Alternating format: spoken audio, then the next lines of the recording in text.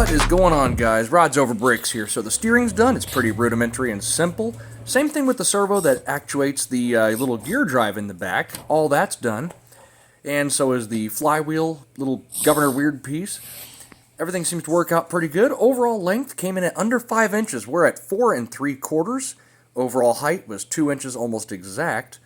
The width was just under 3.5 inches, about 3 7/16. So we're looking pretty good, man. This thing is tiny. So with the glow head removed, I can show you guys how the little mechanism back here is going to work. We can see that tiny little piston. It's pretty cute. So obviously the receiver's not on here yet, but if I just actuate the servo, engage the gear drive, here's how it's going to move.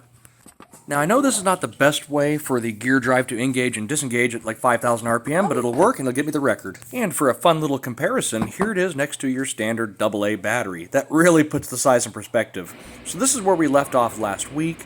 As you can tell, the wheels and tires are different. And for those that haven't seen, here's the motor next to a quarter.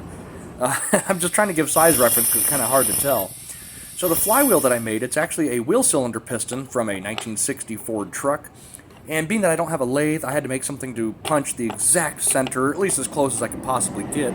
So a trip to the hardware store to get some stuff that all kind of slid together tightly. I sacrificed the end of an Allen wrench, and it slides right through that nylon bushing, and everything just slides right into the middle of that piston, and that way I can punch it. And that was just a good way for me to make sure I get the exact center, because I really can't be off on this. So with that little sharpened edge, it acts like a punch, made a little dot mark here for me to start drilling into.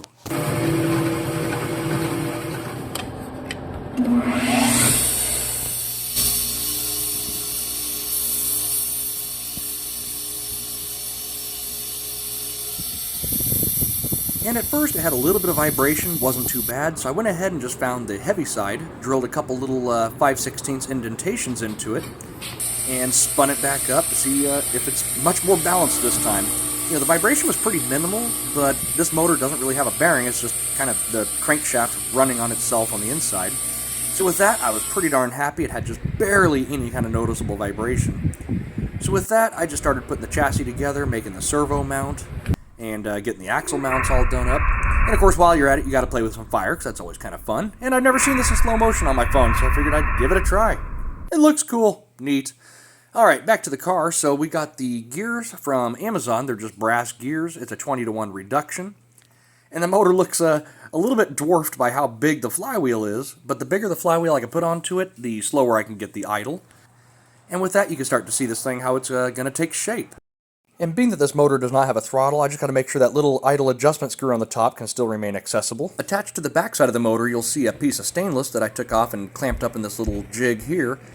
And that's where I made a mistake. I've soldered electric motors onto the brass tubing before, so I figured stainless, it would work kind of the same. Well, it definitely did not. So that was a fail and a waste of time making a nice little stainless piece. So we're going to go ahead and just build the motor plate out of brass. Not the strongest, but there doesn't need to be all that much strength involved here. It's just holding the motor, and maybe 3 or 4 ounces of strain are going to be on it. And with that, it looks pretty darn good. It's all mounted up. Now this pin right here, it's going to be replaced with a 1/8 shaft that I'll drill a little hole on each end to put a cotter key through. And just like I showed earlier in the video, the glow head is off, but here's a closer up view of the worm and roller here. And that's about it. So I'm going to go ahead and mount the receiver and the battery onto it once it's all taken apart, polished, and put back together. And this thing should be ready for its first drive and hopefully a world record. Anyways, guys, don't forget to like, subscribe if you like this kind of junk that I'm building, and stay tuned for the next few days, because I should have this thing running, and hopefully Guinness writes back to me in time so that my application can be filled out, and we're going to stomp this world record, man. Anyways, thanks for watching, I appreciate your time, and I will see you guys on the next one.